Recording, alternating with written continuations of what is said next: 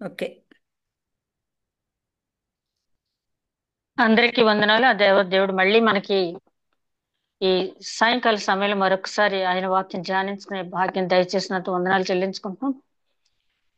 ప్రపంచంలో అనేక మంది అనేక తావుల్లో ఉంటుండగా ఇంత గొప్ప భాగ్యం దేవుడు అనుగ్రహించినందుకు మరొకసారి వందనాలు చెల్లించుకుంటూ ఈరోజు వాక్యం ఎజ్రా గ్రంథం 1వ అధ్యాయం 1వ వచనం నుంచి 2వ వచనం వరకు చదువుకుందాం. ఎజ్రా గ్రంథం 1వ అధ్యాయం 1వ వచనం నుంచి 2వ వచనం వరకు. పారసీక దేశపు రాజైన కోరేషు ఏలుబడిలో మొదటి సంవత్సరం మందు ఇర్మియా ద్వారా పలకబడిన తన వాక్యమును నెరవేర్చటకై యెహోవా పారసీక దేశపు రాజైన కోరేషు మనసు ప్రేరేపింపగా అతడు తన రాజ్యమంతటా చాటింపు చేయించి వ్రాత మూలంగా ఇట్లు ప్రకటించెను. పారసీకపు దేశపు రాజైన కోరేషు ఆజ్ఞాపించిందేమనగా, ఆకాశమందల దేవుడైన యెహోవా లోకమందున్నట్టు సకల జనములను నా వశము చేసి యూదాదేశమందున యెరూషలేములో తన మందిరమును కట్టించమని నాకు ఆజ్ఞ ఇచ్చి ఉన్నాడు. ప్రేమమేడని మా తండ్రి, ఇంతవరకు క్షేమంగా కాపాడిన పరమేశ్వర స్తుతినైనా వందనాలు తండ్రి. మేమేమై ఉన్నామో కేవలం అది నీ ఉచితమైన కృపలైనా తండ్రి. 2025 సంవత్సరంలో అయినా ఈ సెప్టెంబర్ మాసం 13వ తేదీ సాయంకాలం ఇలా చేరి నిన్ను స్తుతించిన భాగ్యం దయచేసినందుకు వందనాలు. అవును ప్రభా, నీ వాక్యం మేము ధ్యానించడం వల్ల మాకు మేలే తండ్రి. నీ ఆశ్చర్యకారం జ్ఞాపకం చేసుకుంటూ నీ యొక్క కృపాతిశయములను, నీ దయాదాక్షములను, నీ కరుణాతిశయం జ్ఞాపకం చేసుకుంటూ నీ వాక్యం ధ్యానించడం ఎంతో మేలుకరమైంది. అట్టి మేలు మాకు అనుగ్రహించినంత వందనాలు చెల్లించుకుంటూ వాక్య ధ్యానంలో మీరే ముందర నడిపించమని, వినగల చెవి, గ్రహించగల మనసు, ఆచరించగలిగే హృదయం ప్రతి ఒక్కరికి దయచేయమని, వాక్యం ధ్యానిస్తున్న నాకు వింటున్న ప్రతి ఒక్కరికి నీ యొక్క పరిశుద్ధాత్మ నడిపింపు దయచేయమని, ఏ విధమైన ఆటంకం లేకుండా కార్యాంతం నిన్ను బహుగా స్తుతించిన భాగ్యం దయచేయమని మా ప్రభువును నీ ప్రియ కుమారుడైన యేసుక్రీస్తు ద్వారా వేడుకొంచున్నాం తండ్రి. ఆమేన్. అందరికీ వందనాలండి. మరొకసారి మరి యెజ్రా గ్రంథం ధ్యాన సమయంలో యెజ్రా గ్రంథం మనం ధ్యానించేటప్పుడు ఈ 10 అధ్యాయాలు వరుసగా చదువుకుంటూ వెళ్తే మనకేమనిపిస్తుంది అంటే, బబులోన్ చెరలో ఉన్నటువంటి యూదులను తీసుకొచ్చి అక్కడ ఆలయం కట్టించడానికి దేవుడు మనసు నిలిపాడు. ఆలయం కట్టించడానికి ప్రాముఖ్యత ఇచ్చారు అని చెప్పి అనుకుంటాం. కానీ అదే గ్రంథాన్ని మళ్ళీ 2-3 సార్లు చదివినట్టయితే ఆలయం కట్టడానికి ఎంత ప్రాధాన్యత ఇచ్చాడో దేవుడు, అంతకంటే కూడా మన దేహం అనే దేవాలయం కట్టబడాలని నేను ఆశించినట్టుగా మనకు చివరికి అర్థమవుతుంది. ఎజ్రా చేసిన ప్రార్థన వల్ల చివరి అధ్యాయంలో నెహెమ్యా సంస్కరణలన్నీ చూసినప్పుడు దేవుడు మన పట్ల ఎంత సత్సంకల్పం కలిగి ఉన్నాడో మనకి అర్థమవుతుంది. అదే విధంగా ఈ యెజ్రా గ్రంథం చదివేటప్పుడు నాకు అనిపించింది, 430 సంవత్సరాలు బానిసత్వంలో, ఐగుప్తు బానిసత్వంలో ఉన్నప్పుడు ఇశ్రాయేలీలు చెర నుంచి విడుదల కోరుకున్నారు, కన్నీరు కార్చారు, రోధించారు, వేదన పడ్డారు అక్కడి నుంచి బయటపడాలని. కానీ 70 సంవత్సరాలు బబులోన్ చెరలో ఉన్నటువంటి వారే వెళ్ళాలనే ఆలోచనే వారికి లేదు. ఎందుకంటే ఐగుప్తు చెరలో శ్రమ ఉంది, బబులోన్ చెరలో శ్రమ లేదు. మన పైకి చూస్తే అలాగే కనపడుద్ది. కానీ ఐగుప్తు చెరలో విగ్రహారాధన చేయమనే బలవంతం లేదు. బబులోను చెరలో విగ్రహారాధన చేయమనే బలవంతం అనేది ఉంది. దానియేలు, షడ్రక్, మెషక్, అబేద్నెగోలు వారు చేసినటువంటి సాహస కృత్యాలు మనకు తెలుసు.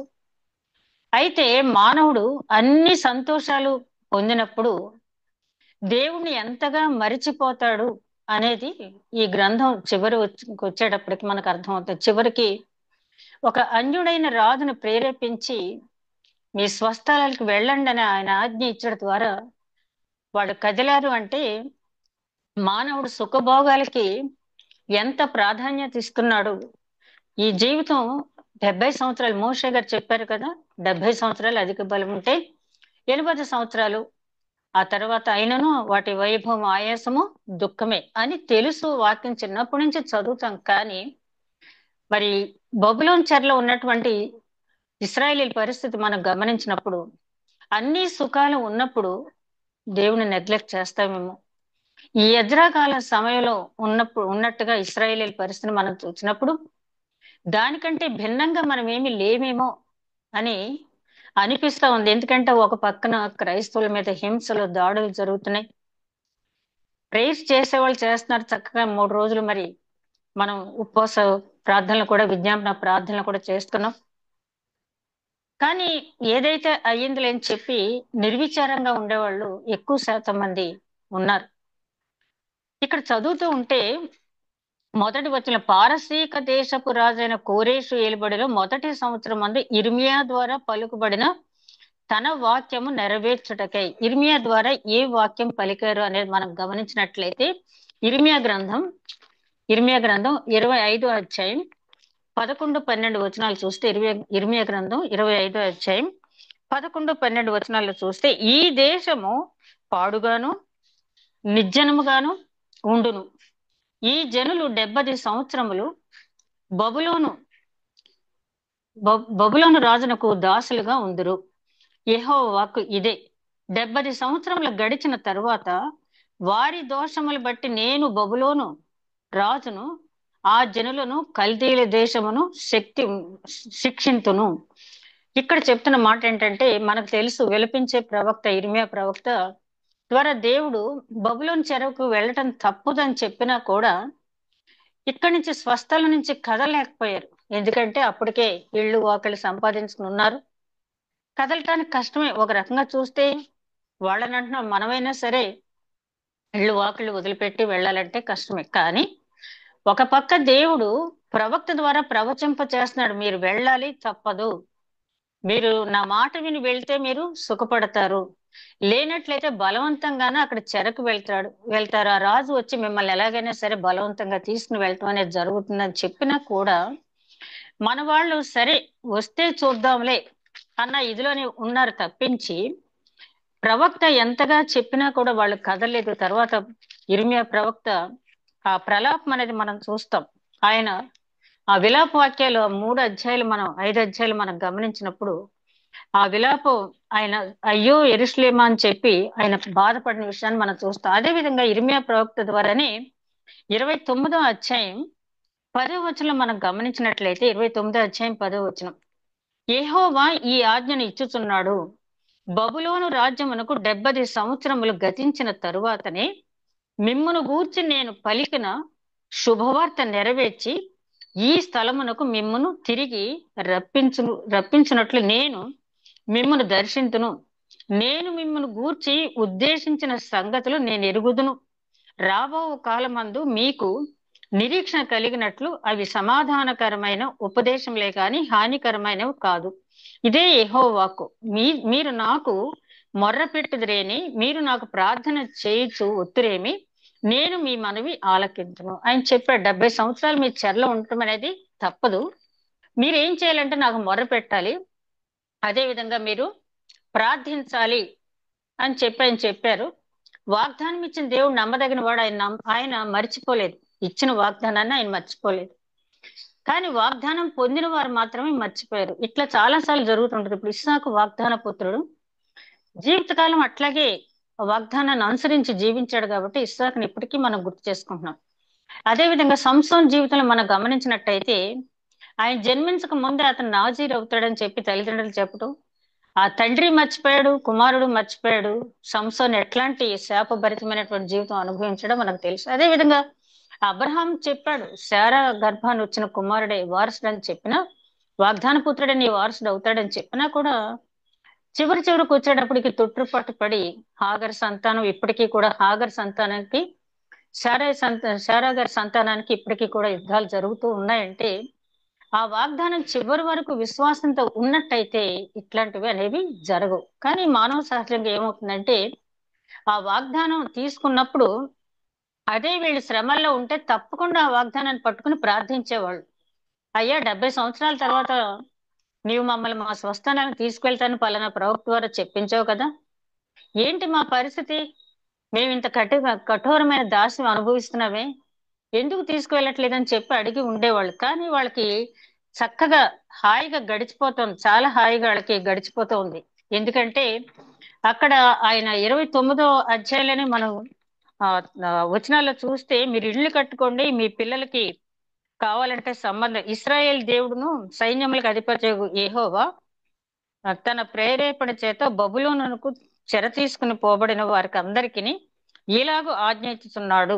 4వ వచనం, 29వ అధ్యాయం 4వ వచనం, ఇండ్లు కట్టించుకొని వాటిలో నివసించుడి, తోటలు నాటి వాటి ఫలములు అనుభవించుడి, పెండిండ్లు చేసుకుని కుమారులను కుమార్తెలను కనుడి. అక్కడ ఏమీయూ మీకు తక్కువ లేకుండా అభివృద్ధి పొందుటకై వారు కుమారులను కుమార్తెలను కనునట్లు మీ కుమారులను పెండిండ్లు చేయుడి. మీ కుమార్తెలకు పురుషులను సంపాదించుకొనుడి. నేను మిమ్మల్ని చెరగొనిపోయిన పట్టణం యొక్క క్షేమం కోరి దాని కొరకు యెహోవాను ప్రార్థన చేయుడి. దాని క్షేమం మీ క్షేమమునకు కారణమగును. చాలా చక్కటి చక్కటి వాగ్దానం ఇచ్చాడు. ఏంటంటే ఆయన, ఇదిగో మీరేం బాధపడద్దు, అక్కడికి వెళ్ళండి, ఇండ్లు కట్టుకోండి, తోటలు వేసుకోండి, మీ కుమార్తెలు పెళ్లిళ్ళు చేయండి, మీ కుమారులు పెళ్లి చేయండి, చక్కటి ఆహ్లాదకరమైన జీవితం జీవించండి. జీవిస్తూ మీరు ఏ పట్టణంలో అయితే ఉన్నారో ఆ పట్టణం గురించి ప్రార్థించండి. నాకు ఈ చివరి మాట మాత్రం చాలా నచ్చుద్ది. ఎందుకంటే మనం ఎక్కడున్నా కూడా భారతదేశానికి చెందిన పౌరులం కాబట్టి మన దేశం గురించి, మన రాష్ట్రం గురించి, అదే విధంగా మనం ఏ పట్టణంలో నివసిస్తున్నామో ఆ పట్టణం గురించి మనం ప్రార్థన చేయవలసిన వారు. స్కాట్లాండ్ నుంచి ఒక మిషనరీ భక్తుడు అక్కడ సువార్త ప్రకటించడానికి వీల్లేని పరిస్థితులు ఇంగ్లాండ్ వెళ్లి జార్నాక్ అని ఆయన ఒకసారి తీవ్రంగా ప్రార్థించి కన్నీరు ప్రార్థన చేస్తూ, స్కాట్లాండ్ నాకు ఇవ్వు, లేదా నన్నైనా తీసుకొని అడుగుతాడు దేవుడు. అంటే తన స్వదేశం గురించి అంత కన్నీటి ప్రార్థన చేసినటువంటి మిషనరీ ఆయన. ఇక్కడ దేవుడు కూడా చెప్తున్నది ఏంటంటే, మీరు బబులోను చెరకు వెళ్ళండి, అక్కడ ఉన్న పట్టణంలో మీరు ఎక్కడైతే ఉన్నారో పట్టణం గురించి ప్రార్థించండి, అది మీకు క్షేమకరం అవుద్ది అని చెప్పి చెప్పడం జరిగింది. ఈ మాటలన్నీ వీళ్ళకి నచ్చినాయి. కానీ 70 సంవత్సరాల తర్వాత నేను మిమ్మల్ని తీసుకొస్తానన్న మాట మాత్రం వాళ్ళకి గుర్తు లేనప్పుడు ఆయన ఇక్కడ పారసీక దేశపు రాజైన కోరేష్ని ఆయన వాడుకోవటం జరిగింది. ఈ కోరేష్ ఎవరు అని మనం చూసినప్పుడు, ఈ కోరేష్ గురించి తెలియాలంటే, అంటే పైన అవుట్లైన్స్ చూస్తే బబులోను చరిత్రకి మనం వెళ్ళాలి. బాబేలు గోపురం కట్టిన ప్రాంతం తెలుసు, కల్దీల సంస్కృతి కూడా మనకు తెలుసు కదా, అబ్రహాం గారు అక్కడి నుంచే వచ్చారు. ఈ బబులోనియల చరిత్ర చూస్తే నాగరిక బబులోన్ చరిత్ర, దానికి ముందు చరిత్ర ఉంటుంది. అంటే అబ్రహాం గారికి ముందు చరిత్ర, అబ్రహాం గారి తర్వాత చరిత్ర, బబులోన్ చరిత్ర ఉంటుంది అక్కడ. అబ్రహాం గారికి ముందు షేము, హాము సంతానం కలిసి అక్కడ జీవించారు. దాన్ని సుమేరియన్ కల్చర్ అంటారు, సుమేరియన్ కల్చర్. ఆ తర్వాత అబ్రహాం గారిని అక్కడి నుంచి పిలుచుకున్నారు, దేవుడు తీసుకొచ్చాడు. ఆ తర్వాత వచ్చినటువంటి రాజుల్లో అక్కడ ఈ కల్దీల రాజుల మొట్టమొదటి, అంటే కల్దీలు దేశం ఏర్పాటు చేసిన తర్వాత 10వ తరం రాజుల గురించి ఉన్న చరిత్రే మనకు తెలుసు. అంతకుముందు రాజుల చరిత్రలు అనేవి మనకి పెద్దగా తెలియదు. ఆయన ఈ దేశానికి చెందినటువంటి రాజుల్లో మొట్టమొదటి వ్యక్తిని గురించి మనం చూస్తే నెబుకద్నెజరు తండ్రి, అతని పేరు కల్దీల మూల పురుషుడు నెబోపల్సర్. నెబుకద్నెజరు తండ్రి ఇతనే అక్కడ కల్దీల రాజుల్లో మొట్టమొదటి 10వ రాజవంశానికి చెందినవాడు. ఇక్కడి నుంచి కల్దీల రాజు చాలా అగ్రగామి దేశంగా పేరు పొంది నెబుకద్నెజరు అంటే భరతఖండం నుంచి చాలా దేశాలు జయించుకుంటూ ఆయన భరతఖండం కూడా వాళ్ళలో కలిసింది. ఈ నెబుకద్నెజరు తండ్రి ఈ నెబోపల్సర్ ఏం చేశాడంటే, ఈయనకి ఎంతసేపు కూడా చుట్టుపక్కల ఉన్న దేశాల మీదకి దండెత్తి వెళ్ళి వాళ్ళ దగ్గర ఉన్నటువంటి ఉపకరణాలు, బంగారం, వెండి సామాగ్రి తీసుకురావటం, వాళ్ళ దేవాలయాలు, కల్దీల దేశంలో ఉన్నటువంటి దేవాలయాల్ని అలంకరించడం అనేది ఆయనకి చాలా ఇష్టమైనటువంటి పని. కాబట్టి ఆయన ఏం చేశాడంటే, పరిపాలన మీద ఎక్కువగా దృష్టి పెట్టకుండా ఈ దేశాల మీద దండయాత్ర చేయటం, అక్కడి నుంచి పట్టుకురావటం, ఇదే చేశాడు. నెబుకద్నెజరు మాత్రం తండ్రి సింహాసనం మీద ఆసీనుడై ఉంటాడు, అంటే తండ్రి రాజుగా ఉంటుండగానే నెబుకద్నెజరు ఆయా దేశాల మీద దండెత్తి వెళ్ళి ఆ సువిశాల సామ్రాజ్యాన్ని ఏర్పాటు చేశాడు. తండ్రి తర్వాత అతనే రాజు అయ్యాడు. ఆ తర్వాత ఈ నెబుకద్నెజరు తర్వాత నెబోలిడస్ అనే వ్యక్తి చివరి రాజు. నెబోలిడస్ అనే వ్యక్తి చివరి రాజు. ఈ నెబోపొలసర్ తర్వాత ఈ కల్దీల రాజులో నెబోలిడస్ అనే అతను చివరి రాజు. ఇతని కుమారుడు బెల్షజర్. ఈ నెబోలిడస్ కి కూడా ఒక పిచ్చి ఉంది. ఏంటంటే అంటే పిచ్చి అనకూడదు, మన రాజులు వాళ్ళకి ఒక ప్యాషన్, అంటే ఒక ఆరాధన ఉంది. ఎక్కడికైనా వెళ్ళి ఆ శిల్పకళ నైపుణ్యం చూసి వచ్చి తన రాజ్యంలో అట్లాంటి శిల్పకళ నైపుణ్యంతో ఆలయాలను నిర్మించాలని, ఆలయాలను డెకరేట్ చేయాలని. అందుకని అతను ఏం చేశాడంటే వెళ్ళటం, దాంతో పాటుగా ఆ ఆలయాలకు సంబంధించినటువంటి ఆ కట్టడాలకు సంబంధించిన డాక్యుమెంట్స్ ను కూడా, పురాతన డాక్యుమెంట్స్ ను కూడా అతను సేకరించి తీసుకొచ్చి తన రాజ్యంలో భద్రపరిచేవాడు. ఇట్లా ఉంటుండగా బెల్షజర్ గురించి మనకు తెలుసు. దానియేలు గ్రంథంలో తన అక్క చెల్లెలతో పాటు విందు చేసి ఆ నెబుకద్నెజరు యెరూషలేం దేవాలయం నుంచి తీసుకొచ్చినటువంటి వెండి బంగారు పాత్రలో వాళ్ళు ఆ మద్యపానం అదిని సేవించి విందు చేసుకోవటం వల్ల అక్కడ గోడ మీద మెనే మెనే టెక్కలు ఉపవాసిస్ నీ రాజ్యము తోసగా తేలిపోయిందనే రాత గోడ మీద కనపడటం, దానియేలుని పిలిచి అడగటం, నీ రాజ్యం నీ నుంచి తీసివేయబడుతుందని చెప్పటం, ఆ రాత్రే అతను మరణించడం, అతని తర్వాత దర్యావేషు రాజు అయినట్టుగా మనం చూస్తాం. ఈ దర్యావేషు ఎవరు? ఈ దర్యావేషు ఎవరంటే ఇప్పుడు మనం చూస్తున్నామే ఈ కోరేషు అనే పారసీకపు రాజు యొక్క మేనమామ. ఈ కోరేషు యొక్క మేనమామ. ఇతను ఏంటంటే ఈ కోరేషు బయోగ్రఫీ చూసినట్టయితే ఇతని తండ్రి పేరు కంబైసిస్. ఇతన్ని అహేశ్వరషు టూ అని కూడా అంటారు. ఇక్కడ మనం గమనించాల్సింది ఏంటంటే యెషయా గ్రంథం, ఇర్మియా గ్రంథం, అదే విధంగా ఎజ్రా, నెహెమ్యా, తర్వాత ఎజ్రా, నెహెమ్యా, ఎస్తేరు, ఈ 5 గ్రంథాల్లో కూడా దినవృత్తాంతాలు మొదటి గ్రంథం, రెండో గ్రంథం, రాజుల మొదటి గ్రంథం, రెండో గ్రంథం అన్నిటికీ ఇంటర్లింక్ అనేది ఉంటుంది. ఇందులో రాజుల పేర్లు ఒక్కొక్కరికి 2-3 పేర్లు ఉంటాయి. అలాగే వాళ్ళు పరిపాలించిన కాలాలు చెప్పేటప్పుడు కూడా 2-3 సంవత్సరాలు అటు ఇటుగా ఉంటాయి. ఒకసారి దినవృత్తాంతాలు ఒక డేట్ ఉంటుంది, అలాగే రాజుల గ్రంథంలో ఒక డేట్ ఉంటుంది, అలాగే పేర్లు కూడా మార్పు అనేవి ఉంటాయి. కాబట్టి వాటి గురించి మనం ఎక్కువ పట్టించుకోకుండా ఎవరు ఈ ఎజ్రాకి ఎలా హెల్ప్ చేశారో ఆలయం కట్టడానికి అనేది మనం చూసినట్టయితే, ఇతని తండ్రి పేరు కంబైసిస్ అహేశ్వరోషు టూ అంటారు. ఎవరిని? ఈ కోరేషు తండ్రి పేరు. అలాగే ఇతను క్రీస్తు ముందు అంటే బీసీలో 590లో జన్మించి 40 సంవత్సరాల వయసులో పారసీక దేశపు రాజు అయ్యాడు. తల్లి పేరు మందానే. అంటే ఒక రాజు గురించి మనం చెప్పుకునేటప్పుడు అతని బయోగ్రఫీ కూడా కొంత సేకరించాలని చెప్పి అంతా చెప్పలేం, కానీ అసలు అతని బ్యాక్గ్రౌండ్ తెలిసినట్టయితే అతన్ని ఎందుకు దేవుడు ఎన్నుకున్నాడు, ఒక పారసీక దేశపు రాజు ఒక అన్యుణ్ణి ఇస్రాయేలీల మీద ఎందుకు ఎన్నుకున్నాడు, వాళ్ళ స్వస్థలాన్ని తీసుకురావటానికి ఒక అన్య రాజుని ఎందుకు దేవుడు ఎన్నుకున్నాడు అనేది మనం అర్థం చేసుకోవచ్చు. తల్లి పేరు మందానే, అలాగే భార్య పేరు కసండ్రి.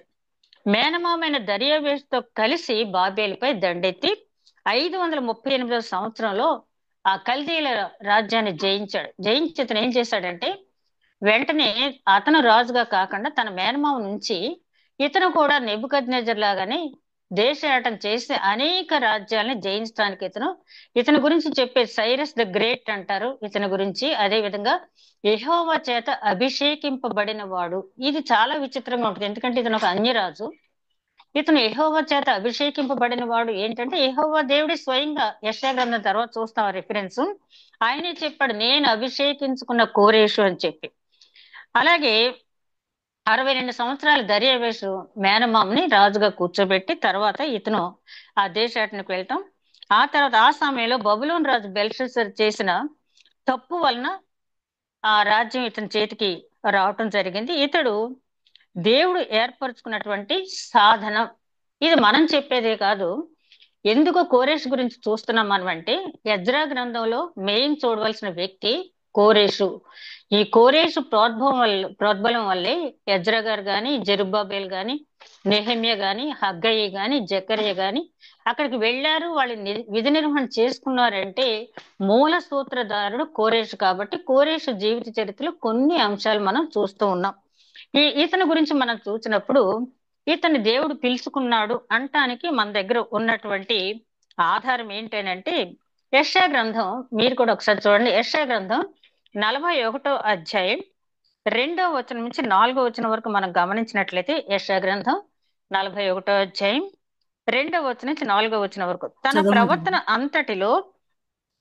ప్రవర్తన అంతటిలో నీతిని జరిగించిన వారిని తూర్పు నుండి రేపి పిలిచిన వాడెవడు అంటే కోరేష్ గురించి దేవుడు చెప్తున్నాడు. ఏంటంటే అతను తన ప్రవర్తన అంతటిలో నీతిని అనుసరించి నడుస్తున్నాడు. పౌలు గారు చెప్తాడు కదా, గ్రీసు దేశస్థుడని యూదుడని ఏ భేదము లేదని చెప్పి. అలాగే యెహోవా దేవుడు కూడా కోరేష్ని ఎందుకు పిలిచాడో ఎప్పుడైనా ఆ మరుగు మాటల చేత ఏది చెప్పలేదు, కానీ రహస్యంగా ఏది ఉంచలేదు. మనకు బ్లైండ్ ఫెయిత్ ఉంచమని కూడా ఆయన చెప్పలేదు. కానీ ఎందుకు పారసీక దేశపు రాజైన అన్యుణ్ణి ఇశ్రాయేలీ గురించి ఆయన ఎందుకు ఎంచుకున్నాడు అన్నది చెప్తున్నాడు ఇక్కడ 2వ వచనంలో.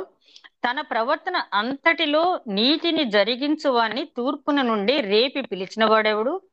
ఆయన అతనికి జనములను అప్పగించుచున్నాడు, రాజులను లోపరుచుకున్నాడు, ధూళి వలె వారిని ఖడ్గమునకు అప్పగించుచున్నాడు, ఎగిరిపోవు పొట్టు వలె అతని వింటికి వారిని అప్పగించుచున్నాను, అతడు వారిని తరుముచున్నాడు, తాను ఇంతకు ముందు వెళ్ళని త్రోవలో సురక్షితంగా దాటిపోతున్నాడు.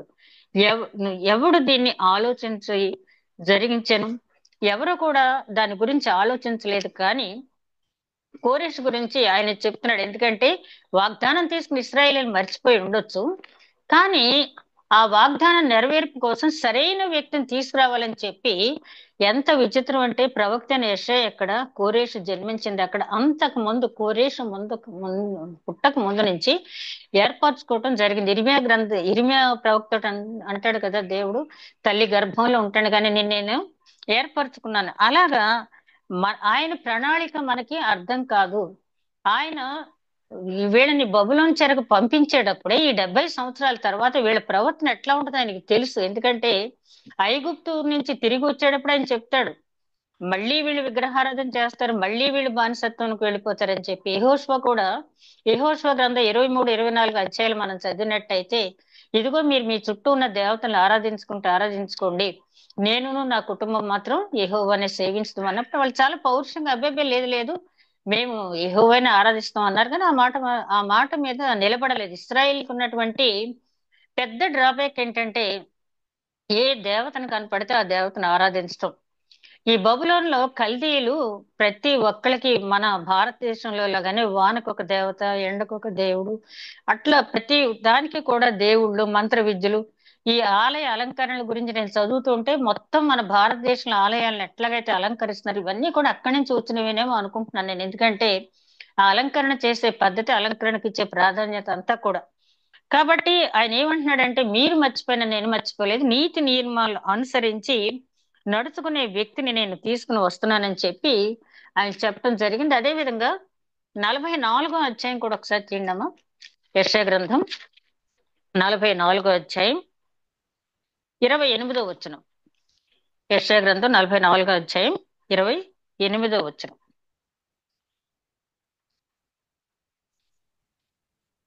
కోరేషుతో నా మంద కాపరి, కోరేషుతో నా నా మంద చిత్తమంతయు కాపరి, నెరవేర్చువాడా, నా చిత్తమంతయు నెరవేర్చువాడా అని చెప్పువాడను నేనే.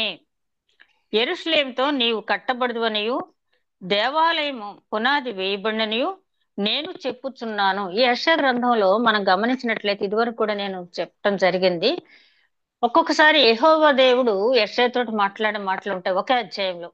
అట్ ది సేమ్ టైం ఆయన కుమారుడు యెషయాతో మాట్లాడిన మాటలు ఉంటాయి.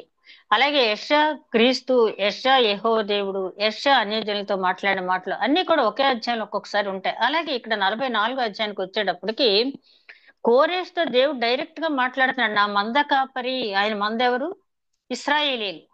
నా మంద కాపరి అంటున్నాడు ఆయన్ని, కోరేష్ను. ఒక అన్యరాజును తీసుకొచ్చి నా మంద కాపరి అని చెప్తున్నాడు. అదే విధంగా 45వ అధ్యాయం కూడా ఒకసారి చూస్తే, ఎందుకు మనం అంటే కోరేష్ని ఎందుకు ఎన్నుకున్నాడు, ఒక అన్య రాజుని ఎందుకు ఎన్నుకున్నాడని మనం గమనించినట్లయితే 45వ అధ్యాయం 1వ వచనం నుంచి ఒకసారి చదవండమ్మా.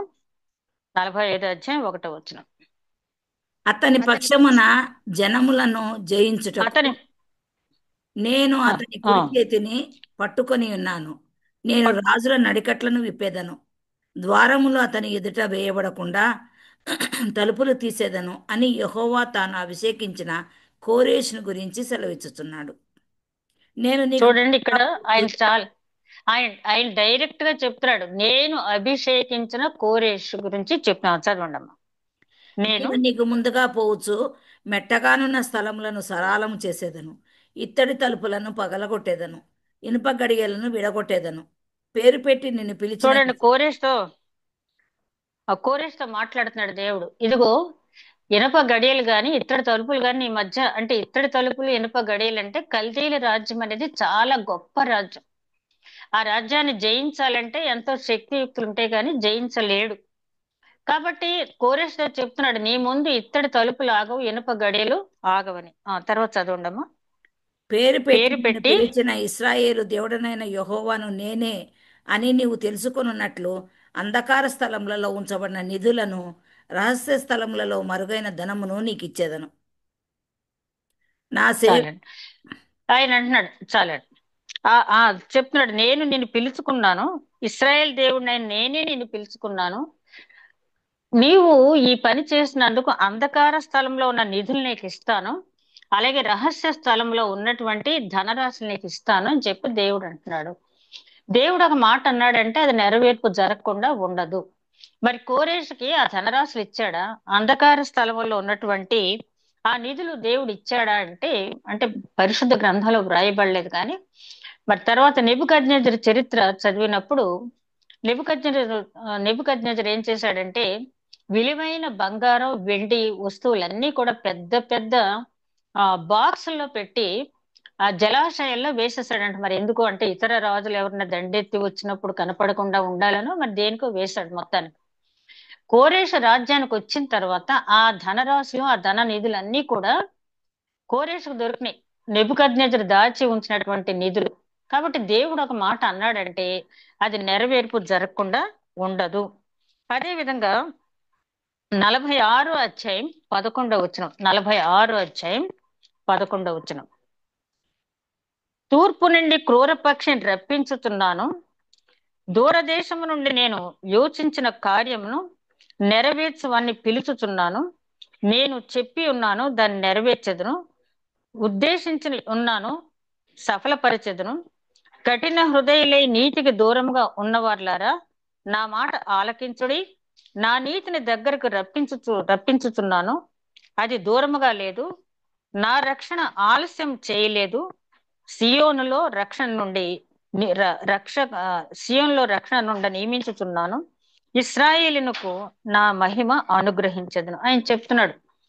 ఇక్కడ 46 అధ్యాయం 11 తూర్పు నుండి క్రూర పక్షిని రప్పించున్నాను. ఈ క్రూర పక్షి అనేది ఆ యాజ్ పర్ బైబిల్ అంటే కోరేష్ గారి కంటే దాహం ఏంటంటే అనేక రాజ్యాలు జయించాలని, అనేక రాజ్యాలు జయించాలని. అంత మాత్రమే కాదు, సైరస్ ద గ్రేట్ అనిపించినట్టు పరిపాలన కూడా చాలా చక్కగా చేయాలి. ఈ క్రూర పక్షి గురించి మనకి యెషయా గ్రంథం 7 అధ్యాయం 14 వచనంలో కూడా వివరణ అక్కడ ఉంటది. ఏంటంటే ఇమ్మానుయేలు అనే పక్షి, మనకి ఇమ్మానుయేలు అనేది మనం మామూలుగా యేసుక్రీస్తు గురించి ఇమ్మానుయేలు మనకు తోడు అనేది మనం ధ్యానించుకుంటాం. అయితే ఇమ్మానుయేలు అనే పక్షి గురించి కూడా అక్కడ వ్రాయబడి ఉంది. ఇది ఈ పక్షిని ఎందుకు అక్కడ ఉదాహరించడం జరిగింది అంటే పంట చేలు పాడు చేసేటప్పుడు ఒక పక్షి అక్కడ వచ్చి వాళ్ళని కాపాడేదంట. దానికి ఆ పక్షి పేరు ఇమ్మానుయేలు. అయితే అంటే మనకు తోడు అని అక్కడ అర్థం. ఇక్కడ క్రూర పక్షి అని వర్ణించడంలో కూడా అంటే ఇదంతా చెప్పాలంటే దీనికే 1 అవర్ పట్టేస్తుంది మనకి. అంటే ఈ క్రూర పక్షి అని ఎందుకు పోలుస్తున్నాడంటే ఇతను చిన్న చిన్న వాళ్ళని, అంటే ఇబ్బంది కలిగించేటటువంటి చిన్న చిన్న రాజులను తొలగించి క్షేమకరమైన పరిపాలన అందించడానికి దాహం కలిగి ఉన్నాడంటే ఇతను. క్రూర పక్షి అంటే క్షేమకరమైన పరిపాలన కలిగించడానికి, అదే విధంగా అనేక రాజ్యాలు జయించడానికి, సుస్థిరమైన పాలన చేయటానికి కూడా ఇతను చాలా ఆ, దాహం కలిగి ఉన్నాడు అని చెప్పి అక్కడ చెప్పడం జరిగింది. అదే విధంగా 45 అధ్యాయులు ఇందాక మనం 2-3 వచనాలు మాత్రమే మనం చదివాం. ఆ తర్వాత క్రిందకి వెళ్ళినట్టయితే అక్కడ అనేకమైన ప్రశ్నలు, అంటే మాట మన మనసులోకి రాకముందే, ఆలోచన మన మనసుకు రాకముందే ఆయనకు తెలుసు. అందుకనే 135 సంకీర్తనలో దావీదు మహారాజు అంటాడు, నేను ఎక్కడున్నా, సముద్రంలో ఉన్నా నీకు తెలుసు, నేను ఎక్కడున్నా కూడా నా తలంపులు నీకు తెలుసు అని చెప్పి. అలాగే కొంతమంది అడుగుతారంటే ఏమని, అసలు ఏంటి దేవుని దృష్టి, తన బిడ్డలంటారు తన కనురెప్పలతో సమానం అంటాడు, వాళ్ళని తీసుకెళ్లి ఐగుప్తు చెరకు అప్పచెప్పాడు, ఐగుప్తు చెరని తీసుకొచ్చాడు, కొంతకాలం వచ్చిన తర్వాత మళ్ళీ బబులోను చెరకు అప్పచెప్పాడు ఏంటి అంటే, ఆ ప్రశ్నకు సమాధానాలన్నీ ఇక్కడ 49 అధ్యాయుల తర్వాత చదవండి మీరు.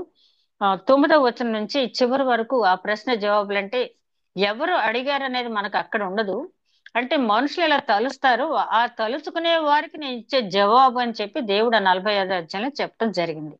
ఇప్పుడు మనం కోరేష్ గురించి చదివిన అంశాలు మనం గమనించినప్పుడు, ఎందుకు దేవుడు కోరేష్ని ఎన్నుకున్నాడు అంటే, అతడు బలమైన రాజు, అంత మాత్రమే కాకుండా కల్దీలను ఓడించగలిగినటువంటి రాజు. అంటే కల్దీలు శిక్షిస్తానని చెప్పాడు కదా 29వ ఇర్మియా గ్రంథం 29వ అధ్యాయంలో కల్దీలను శిక్షిస్తాను అన్నాడు. ఎందుకంటే ఏదో నా బిడ్డలు నేను అక్కడికి ఆ నేను ఆ వాళ్ళ చెరగ పంపించినంత మాత్రాన విగ్రహారాధన చేయమని నా బిడ్డలను వాళ్ళు శ్రమ పెట్టారు కాబట్టి వాళ్ళకి తగిన శిక్ష నేను ఇస్తాను, వాళ్ళకి శిక్షిస్తానని చెప్పి 29వ అధ్యాయంలో ఆయన చెప్పడం జరిగింది. కాబట్టి కల్దీలంతటి మహా పరాక్రమశాలిని శిక్షించి వారి దగ్గర నుంచి ఇశ్రాయేలీని బయటకు తీసుకురావాలంటే అందుకు తగిన వ్యక్తి, అందుకు ఆయన ఎంచుకున్న సాధనం. పౌలు గారి గురించి దేవుడు చెప్తాడు కదా, నేను ఎంచుకున్న సాధనం పౌలు.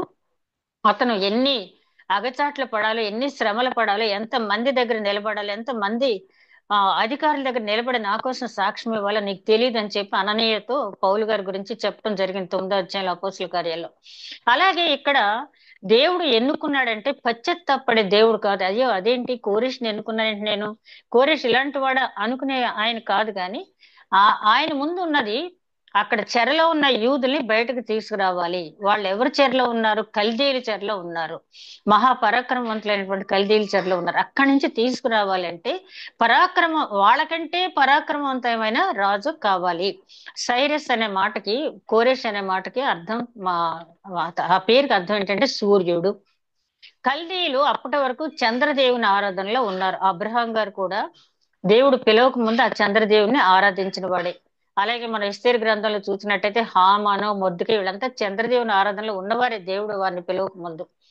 ఆ చంద్రదేవుని ఆరాధకుల్ని ఓడించాలి అంటే సూర్యుడు కావాలి అని చెప్పి కోరేషు సూర్యుడి వంటి పరాక్రమ కలిగినటువంటి వ్యక్తిని ఆయన ఎన్నుకున్నాడు. ఐగుప్తు చెర నుంచి ఇశ్రాయేల్ తీసుకురావడానికి మోషేని తీసుకున్నట్టే, అయితే మోషే అక్కడ లేవీయుడు, ఇక్కడికి వచ్చేటప్పటికి అన్యుడిని ఎన్నుకున్నాడు. ఎందుకంటే ఆ సమయాన్ని బట్టి. కాబట్టి కోరేష్ గురించి మనకి ఇక్కడ చాలా క్లియర్ గా ఎందుకు ఎన్నుకున్నాడు అన్నది అర్థమైంది. అదే విధంగా ఇర్మియా ప్రవక్త ఇచ్చిన మాట ఏంటనేది కూడా మనకి అర్థమైంది.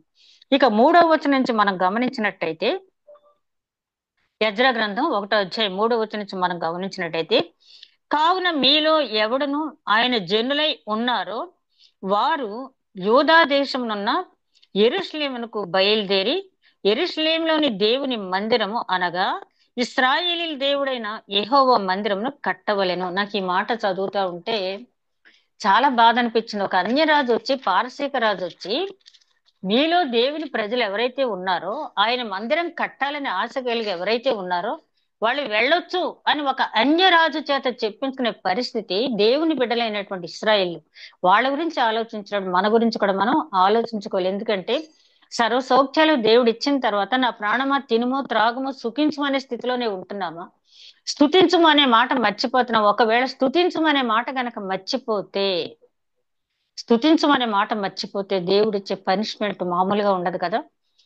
ఇదే విషయాన్ని దినవృత్తాంతాలు 2వ గ్రంథం 36వ అధ్యాయం 22, 23 వచనాల్లో కూడా ఉంటుంది ఇవే మాటలు. పారసీకపు దేశపు రాజు అయిన దినవృత్తాంతాలు 2వ గ్రంథం 36వ అధ్యాయం 22, 23 వచనాలు. తర్వాత మీరు చూడండి, ఇక్కడ ఆయన చెప్తున్న మాట, పారసీక దేశపు రాజు అయిన కోరేషు ఏలుబడి యందు మొదటి సంవత్సరమున ఇర్మియా ద్వారా పలుకుబడిన తన వాక్యమును నెరవేర్చుటకై యెహోవా పారసీకపు దేశపు రాజైన కోరేషు మనసును ప్రేరేపింపగా అతడు తన రాజ్యం అంతటను చాటించి వ్రాత మూలంగా ఇట్లు ప్రకటన చేయించెను. పారసీకపు దేశపు రాజైన కోరేషు ఆజ్ఞాపించినది ఏమనగా, ఆకాశంలో దేవుడైన యెహోవా లోకమందున్న సకల జనులు నా వశం చేసి యూదా దేశమందున్న యెరూషలేములో తనకు మందిరమును కట్టించమని నాకు ఆజ్ఞ ఇచ్చి ఉన్నాడు. కావున మీలో ఎవరు ఆయన జనులై ఉన్నారో వారు బయలుదేరవచ్చును, వారి దేవుడైన యెహోవా వారికి తోడుగా ఉండును గాక. ఇంత క్లియర్ గా రాజు మీలో ఎవరు ఆయన జనులై ఉన్నారో మీరు బయలుదేరి వెళ్ళవచ్చు అని చెప్పిన తర్వాత కూడా బయలుదేరినటువంటి జనాంగం చాలా మంది ఉన్నారు. ఫస్ట్ ట్రిప్ లో జెరుబ్బాబేలుతో వచ్చిన వాళ్ళు ఎంతమంది అంటే 42,000 మంది మాత్రమే. ఎన్ని లక్షల మంది అక్కడికి వెళ్ళారు? వచ్చిన వాళ్ళు ఫస్ట్ ట్రిప్ లో 42,000 మంది జెరుబ్బాబెల్తో బయలుదేరి వచ్చారు. అంటే సుఖభోగాలకి అలవాటు పడిపోయి మాకు యెరూషలేం అక్కర్లేదు, మేము ఇక్కడే ఉంటాము అని చెప్పి ఉన్నవారు ఉండిపోయారు. ఈ మాట చదువుతున్నప్పుడు నాకు చాలా బాధ అనిపించింది. ఎందుకంటే ప్రస్తుత పరిస్థితులు కూడా మనం చూసేటప్పుడు ఈ విధంగానే మనకు ఉంటున్నాయి కాబట్టి. అదే 3వ వచనంలో చూస్తే, కావున యెరూషలేములోని దేవుని మందిరమును అనగా ఇశ్రాయేలు దేవుడైన యెహోవా మందిరమును కట్టవలను, వారి దేవుడు వారికి తోడయుండును గాక. మళ్ళీ ఎంత చక్కగా మాట్లాడుతూ చూడండి. ఇతను అన్యుడు, కానీ ఏమంటున్నాడు? వారి దేవుడు వారికి తోడై ఉండును గాక. మీకు 45వ అధ్యాయం తర్వాత మీరు ఖాళీగా ఉన్నప్పుడు చదవండి ఒకసారి యెషయా గ్రంథం 45వ అధ్యాయం. అక్కడ ఆయన మనసు చాలా క్లియర్ గా చెప్తాడు. ఏంటంటే కోరేష్ని ఎందుకు ఎన్నుకున్నాడంటే, కోరేషు సైరస్ ద గ్రేట్ చాలా రాజ్యాలు జయించి అఖండ సామ్రాజ్యాన్ని స్థాపించినటువంటి చక్రవర్తి. చక్రవర్తి ఎప్పుడైతే మారిపోతాడో జనం కూడా ఆటోమేటిక్ గా మారిపోతారు. కాబట్టి ముందు కోరేష్ను మార్చాలి. ఆయన ఏంటంటే, కోరేషు నేను చేసే ప్రతి పని వెనక, నేను జయించే ప్రతి విజయం వెనక దేవుని హస్తం నాకు తోడై ఉన్నదని కోరేషు తెలుసుకోవాలి. అదే విధంగా సకల ప్రజలు కూడా యెహోవాయే దేవుడని తెలుసుకోవాలి. యెహోవా దేవుని యొక్క ఆశ్చర్యకార్యాలు తెలుసుకుని, యెహోవా కరుణ వాత్సల్యాలు తెలుసుకుని అనేక మంది ఆయన మార్గంలోకి రావాలి. అందుకనే చెప్పి బలమైన రాజునైనా ఎన్నుకోవటం అనేది జరిగింది. ఆయన అంటున్నాడు వారి దేవుడు వారికి తోడై ఉండును గాక. ముందు అలా అన్నాడు, తర్వాత ఆటోమేటిక్ గా మారుతాడు, అందులో సందేహం ఏమీ లేదు. మరియు యెరూషలేములో నుండి దేవుని మందిరమును కట్టించుటకై స్వేచ్ఛార్పణలు గాక ఆయా స్థలములో వారు తమ యొద్ద నివసించు వారికి వెండి బంగారములను వస్తువులను పశువులను ఇచ్చి సహాయము చేయవలని ఆజ్ఞాపించను. చూడండి, ఆలయం కట్టుకోవడానికి పర్మిషన్ ఇవ్వటం చాలా గొప్ప సంగతి. ఒక అన్యరాజు పారసీక రాజు అడగకుండానే, అంటే దేవుడు ఆయన మనసును ప్రేరేపించాడు కాబట్టి ఆలయం కట్టుకోవడానికి పర్మిషన్ ఇచ్చాడు. అంతేకాక తన రాజ్యంలో వాళ్ళకి ఆజ్ఞాపిస్తున్నాడు. ఏమని? మీరు ఎవరైనా స్వేచ్ఛార్పణలు మాత్రం ఇచ్చి ఊరుకోవటం కాదు, కానీ వెండి బంగారు వస్తువులు మీకు ఏమైనా ఇవ్వాలనిపిస్తే ఇచ్చేయండి, మీ దగ్గర ఉన్న పశుపక్షాదులు ఇవ్వాలంటే ఇచ్చేయండి, నేనేమి కూడా ఆటంకం పెట్టను అని చెప్పి ఆయన చెప్తూ ఉన్నాడు. ఆ తర్వాత వచనాలు మనం చూస్తే, అప్పుడు యూదా పెద్దలను, బెన్యామీను పెద్దలను, యాజకులను, లేవీయులను ఎవరెవరు మనసును దేవుడు ప్రేరేపించినో వారందరూ వారితో కూడుకుని వచ్చి యెరూషలేములో ఉండు యెహోవా మందిరమును కట్టుటకు ప్రయాణమైరి. అప్పుడు బయలుదేరారంట పెద్దలంతా కూడా. రాజు ఆజ్ఞ ఇచ్చాడు, అబ్బాయి స్వేచ్ఛార్పణలు అర్పించమన్నాడు, మీకు కావాల్సినవి పట్టుకెళ్ళండి ఇక్కడ అన్నాడు. చదువుతూ ఉంటే ఐగుప్తు నుంచి వచ్చేటప్పుడు కూడా ఇశ్రాయేల్ తోటి ఏమన్నాడంటే, మీ శ్రమ వారు దోచుకున్నారు కాబట్టి మీరు వెళ్ళేటప్పుడు వారి వెండి ఆభరణాలు బంగారం మీరు తీసుకువెళ్తారన్నారు. అలాగే తమ పొరుగు వారిని అడిగి ఇశ్రాయేలీలు తీసుకువెళ్లారు. మళ్ళీ ఇక్కడ కూడా దేవుడు అదే చెప్తున్నాడు. ఏంటంటే, కోరేషు చెప్పాడు అంటే కోరేషుతో దేవుని స్వరం, కోరేషు మాట్లాడే దేవుని స్వరం. స్వేచ్ఛార్పణలు ఇవ్వండి బలులు అర్పించడానికి, అదే విధంగా వెండి బంగారాలు ఇవ్వండి, మీరు ఏమి ఇవ్వాలంటే వాళ్ళకి అది ఇచ్చేయండి అని చెప్పి కోరేషు చెప్తూ ఉన్నాడు. అప్పుడు బయలుదేరారు ఎవరు? అక్కడ ఉన్నటువంటి పెద్దలు, ఆ యూదుల పెద్దలు, లేవీయులు, బెన్యామీన్ గోత్రికులు అందరూ కూడా బయలుదేరారు. మరియు వారి చుట్టూ ఉన్న వారందరిను స్వేచ్ఛగా అర్పించును గాక వెండి ఉపకరణములను, బంగారు పశువులను, ప్రశస్తమైన వస్తువులను ఇచ్చి వారికి సహాయం చేసిరి. మరియు నెబుకద్నెజరు యెరూషలేములో నుండి తీసుకొని వచ్చిన తన దేవతల యొక్క గుడి యందుంచిన యెహోవా మందిరపు ఉపకరణములు రాజైన కోరేషు బయటికి తెప్పించెను. చూడండి అసలు ఎంత అంటే కైండ్ హార్టెడ్ పర్సన్ అన్నమాట కోరేషు. మామూలుగా బలవంతుడే కాకుండా చాలా దయగల హృదయం. మనం 18వ సంకీర్తనలు 18వ వచనంలో చూస్తాం కదా, దయగల వారి పట్ల దేవుడు దయ చూపిస్తాడు. ఇతని పట్ల దేవుడు అందుకనే అంత దయ చూపించాడు. ఇక్కడ దేశంలో ప్రజలతో ఇప్పించడమే కాకుండా నెబుకద్నెజరు ఎంతో బంగారం వెండి తీసుకొచ్చి అక్కడ ఆలయంలో పెడితే, బబులోను ఆలయంలో పెడితే అదంతా తీసి బయటకు తీయించేశాడు. తీయించి తర్వాత చూడండి, తన ఖజానాదారుడైన మిత్రుదాత ద్వారా వాటిని బయటికి తెప్పించి లెక్క చేయించి యూదులకు అధిపతియగు షేష్బజరు చేతికి అప్పగించెను. వాటి యొక్క లెక్క 30 బంగారపు పళ్ళెములు, 1000 వెండి పళ్ళెములను, 29 కత్తులను, 30 బంగారు గిన్నెలను, 400 వెండితో చేయబడిన 2వ రకమైన గిన్నెలను, మరి ఇతరమైన ఉపకరణములను 1000 ఉపకరణములను 1000 ఉండెను. బంగారు వస్తువులను, వెండి వస్తువులను అన్నియు 5400 షేష్బజరు బబులోను చెరలో నుండి విడిపించబడిన వారితో కూడా కలిసి వీటన్నిటిని యెరూషలేమునకు తీసుకొని వచ్చాను.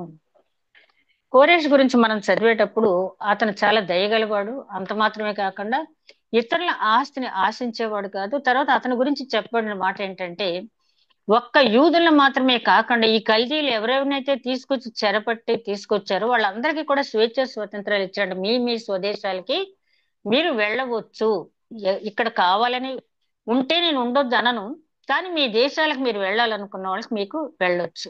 ఒక అన్యరాజు, ఒక పారసీక రాజుని దేవుడు ఎన్నుకున్నాడంటే అతనిలో ఇన్ని సుగుణాలు ఉండబట్టే ఎన్నుకోవటం అనేది జరిగింది. తర్వాత ఇక్కడ ఇంకో రెండో క్యారెక్టర్ ఏంటంటే శేష్ బజరు.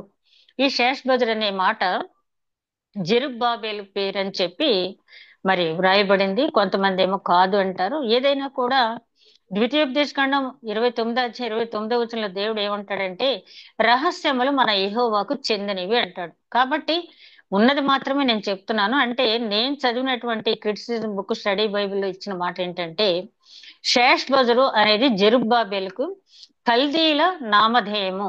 కల్దీల దేశంలో ఉన్నాడు కాబట్టి ఇతను అక్కడ వాళ్ళు పెట్టినటువంటి పేరు, వాళ్ళ భాషలో పెట్టినటువంటి పేరు శేష్ బజరు. అలాగే దానియేలు, షడ్రక్, మెషక్, అబేద్నెగోలు కూడా మరి వాళ్ళ పేర్లు మార్చి వాళ్ళ పేర్లు పెట్టారు. కల్దీల దేశాల పేర్లు, వాళ్ళ దేవతల పేర్లు పెట్టారు కదా, బెల్తెషాజర్ అని ఏదో పెట్టారు కదా. అలాగా ఇతనికి కూడా శేష్ బజర్ అనే పేరు పెట్టారు. ఈ జెరుబ్బాబేలు ఎవరు అంటే మనకి యేసుక్రీస్తు వంశాల్లో షయల్తీయేలు కుమారుడైన జెరుబ్బాబేలు అని ఉంటుంది.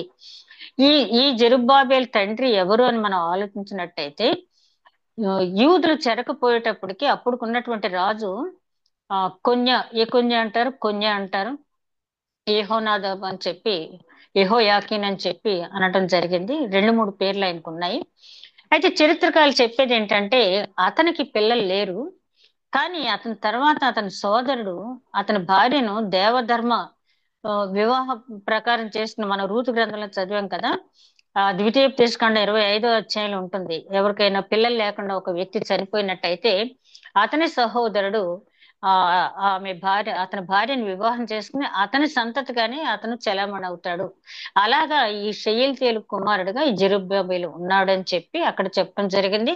అదే విధంగా ఈ జెరుబ్బాబేలుని ఒక గవర్నర్ గా నియమించి అక్కడికి పంపించడం జరిగింది. ఇతనితో పాటు యేషువ అని చెప్పి. అంటే ఈ ఎజ్రా గ్రంథానికి ఉన్నటువంటి మరో ప్రాముఖ్యత ఏంటంటే, కొన్ని మాటలు అరమేక్ భాషలో వ్రాయబడి ఉన్నాయి, కొన్ని హెబ్రీ పదాలు ఉంటాయి. కొన్ని ఏమో అరమేక్ భాషలో ఉంటాయి, కొన్ని హెబ్రీ పదాలు ఉంటాయి. అలాగే ఇప్పుడు షేష్బర్ తో పాటు వచ్చినటువంటి ఆయన పేరు యెహోషువ కాకుండా యేషువ అని ఉంటుంది, అంటే అరమేక్ భాషలో. మొన్న మధ్య ఒక అరేబియన్ అడుగుతాడు, మన క్రిస్టియన్ అడుగుతున్నాడు, మీ దేవుడి పేరు ఏంటంటే యేసుక్రీస్తు అని చెప్తుంటే వాళ్ళు నవ్వుతున్నారు, మీ దేవుడి పేరు చెప్పడం కూడా మీకు రాదా అని. వాళ్ళు ఏమంటారంటే యేషువ అని అంటారు ఇప్పుడు కూడా, జాషువా, యేషువ. కాబట్టి శేష్ బజరుని గవర్నర్ గా చేసి కోరేష్ అక్కడ పంపించాడు. అతనితో పాటు ఒక యాజకుడు వెళ్ళాడు. ఇది మొదటి అధ్యాయం సారాంశం. ఎజ్రా గ్రంథంలో చాలా ప్రాముఖ్యమైనటువంటి అంశం ఏంటంటే, ఒక పారసీక రాజును అన్యుడిని ఎన్నుకున్నాడు. ఎవరినైనా ఎన్నుకుంటాడు దేవుడు తన బిడ్డల క్షేమం కోసం, తన బిడ్డల విడుదల కోసం ఎవరినైనా ఎన్నుకుంటాడు. మరి మోషే ఐగుప్తులో పుట్టి పెరిగినాడు, ఫరో రాకుమారుడుగా పెరిగినవాడు. అతను తీసుకొచ్చాడు, 40 సంవత్సరాలు అడవిలో ఉంచి ఆ సాత్వికతో కూడిన జీవితాన్ని అలవాటు చేశాడు. తర్వాత మోషే ద్వారా తన బిడ్డలు రప్పించుకున్నాడు. ఆయన సంకల్పంలో ఆ పరిస్థితికి ఎవరినైతే ఎన్నుకుంటాడో వాళ్ళని ఎన్నుకుంటాడు. ఎజ్రా గ్రంథం ద్వారా ముఖ్యంగా మనం తెలుసుకోవాల్సింది ఏంటంటే, దేవుడు ఎప్పుడు కూడా దేవాలయ నిర్మాణానికి ప్రాధాన్యత ఇచ్చే దేవుడు కదంటే, సొలొమోన్ మహారాజు అంటాడు కదా, భూమి నీ ఆకాశం నీ సింహాసనం, భూమి నీ పాదపీఠం, హస్తకృత ఆలయాల్లో నీవు నివసించే దేవుడు కాదు, కానీ ఎవరైనా సరే నీ నామమును ప్రార్థించుకోవటానికి ఏర్పాటు చేయబడినటువంటి స్థలం. అది ఆ ఆలయం యొక్క ప్రాముఖ్యత. అయితే ఆలయంలో ఉన్న తర్వాత, ప్రార్థించుకున్న తర్వాత, వాక్యం తెలుసుకున్న తర్వాత, దేవుడు అల్టిమేట్ గా ఈ దేహం అనే దేవాలయం కట్టించడానికి ఈ ఆలయం ద్వారా, అంటే పరలోకపు గవిని అంటాడు కదా యాకోబు ఆదికాండంలో, అది ఒక పరలోకపు గవిని లాంటిది. ఆ పరలోకపు గవినిలో ఆగిపోమని దేవుడు అంటలేదు, కానీ ఆ నిశ్చర్మించి దేవదూతలు ఎక్కి ఎలాగైతే దిగుతున్నారో మనం కూడా ఆ పరలోకపు ప్రాంతానికి వెళ్ళటానికి ఇది ఒక గవినిగా ఉపయోగించుకోవాలి, అంతే తప్పించి దేవాలయ కట్టడాల కోసం ఎందుకు నేను చెప్తున్నానంటే, ఈ రోజుల్లో కోట్లాది రూపాయలు ఖర్చు పెట్టి ఎవరో కట్టుకుంటున్నారు, మన వాళ్ళు కూడా కట్టడం అనేది మొదలుపెట్టారు. దేవుడు అదాశించలేదు. ఆత్మల రక్షణ అనేది ఎఫెసీ గ్రంథంలో చాలా చక్కగా చెప్తాడు ఆయన. అది యూనివర్సల్ చర్చ్ అనేది ఆయనకు కావాలి. ఆత్మల రక్షణ, విశ్వజనీన సంఘం కావాలి, ఆత్మలతో కట్టబడిన సంఘం కావాలి తప్పించి అది భౌతికపరమైన ఆలయాన్ని దేవుడు ఆశించేవాడు కాదు. ఏదేమైనప్పటికీ ఇక్కడ మనం చూసినప్పుడు యెజ్రా గ్రంథంలో ఆ రాసిన కాలాన్ని కూడా ఇందాక మీకు నేను చెప్పడం అనేది మర్చిపోయాను. క్రీస్తు పూర్వం 550 సంవత్సరాలు రాయటం జరిగింది. మీకు ముందుగా నేను చెప్పాను ఏంటంటే ఈ తారీఖులు, ఈ డేట్స్, పేర్లు కూడా కొంత కన్ఫ్యూజింగ్ గా ఉంటాయి. ఈ 5 అధ్యాయాల్లో కొద్దిగా మార్పులు అనేవి ఉంటాయి. నక్సల్ గా మనం యెజ్రా గ్రంథంలో చూసేది ఏంటంటే 6 అధ్యాయం 7 అధ్యాయం వరకు యెజ్రా గారు కనపడడు. గ్రంథం పేరు యెజ్రా గాని 7 అధ్యాయం వరకు యెజ్రా గారి ప్రవేశం ఉండదు. 6 అధ్యాయంలో ఆలయం కట్టి ముగించిన తర్వాత యెజ్రా ప్రవేశిస్తాడు. యెజ్రా ప్రవేశం ఎందుకు? యెజ్రాని దేవుడు ఎందుకు ఎన్నుకున్నాడు?